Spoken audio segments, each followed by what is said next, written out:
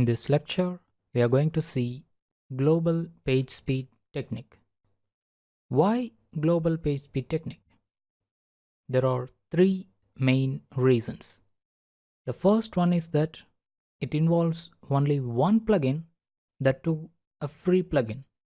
So you don't need to configure or install multiple plugins, and also you don't need to buy any premium ones. The second reason is it's very quick and easy to configure.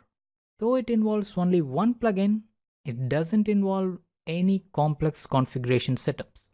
Now, the third reason is it is widely compatible. That is, it works flawlessly with major themes or plugin setups. The downside is that this plugin is still in beta and it's based on an invite system, although they accept almost all the invite requests. Before installing the plugin, we can test whether it will work on our site or not. To test that, we need to use an online tool. Go to pagespeed.ninja. Type your URL and press enter. This tool will run several tests mentioned in Google PageSpeed Insights and will provide you the comparative results.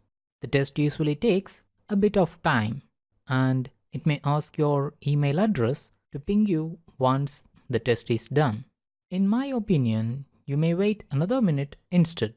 Once the test is over, the results will tell you your website's before and after Google PageSpeed Insights score.